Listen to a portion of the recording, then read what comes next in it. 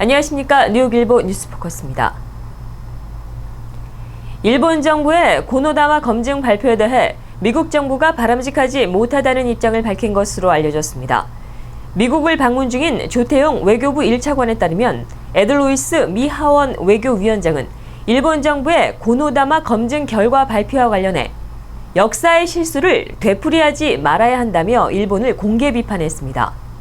에드로이스 미 하원 외교위원장은 또 고노다마 검증 보고서가 다뤄진 방식에 대해 한국 정부와 우려를 같이 한다며 과거 실제로 일어났던 일을 부정하는 것은 다음 세대에 폐를 끼치는 것이기 때문에 일본은 과거를 부정하지 말아야 한다고 강조했습니다.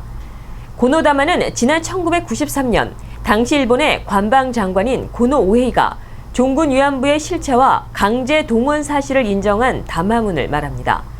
아베 내각은 지난 2월 말 민간 지식인 5명으로 검증팀을 설치해 이 담화문에 대해 검증을 진행해왔으며 지난 20일 고노다마 작성과 과정에서 한국 정부 간의 조정이 있었다는 검증 결과를 발표한 바 있습니다. 대표적인 친한파인 찰스 랭글 연방 하원의원이 당내 예비 경선에서 신승해 본선에 진출했습니다. 올해 84세인 랭글 의원은 11월 치러지는 중간선거에서 마지막이자 23선에 도전합니다. 이 지역은 민주당 텃밭이어서 공화당 후보에게 무난히 이길 것으로 전망되고 있습니다. 랭글 의원은 뉴욕주 제13선거구 예비선거에서 47.4%의 지지를 얻어 에드리아누 에스파트 주 상원의원에게 앞섰습니다. 현재 부재자와 조기투표 개표 결과가 나오지 않은 상태여서 히스패닉계인 에스파트 후보가 아직 패배를 인정하지 않고 있습니다.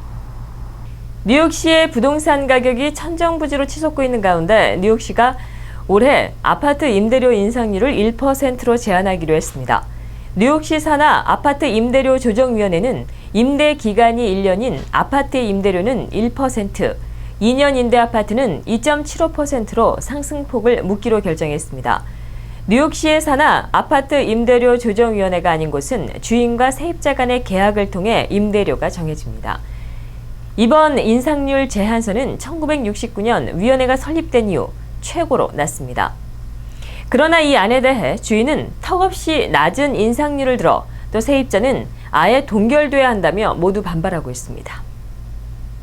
KCC 한인 동포회관이 회관 신축을 위한 기금 모금에 박차를 가하고 있습니다.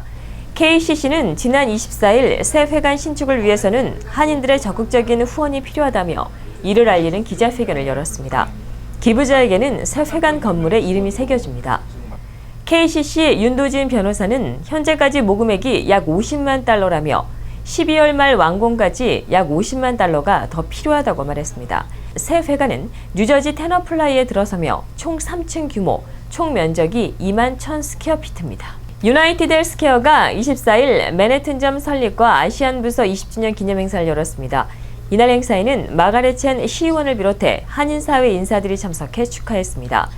크리스 로우 유나이티드 헬스케어 아시안 부서 전미 부사장은 지역 주민들이 건강한 삶을 사는 데 필요한 지원을 도울 수 있게 돼 기쁘게 생각한다고 말했습니다.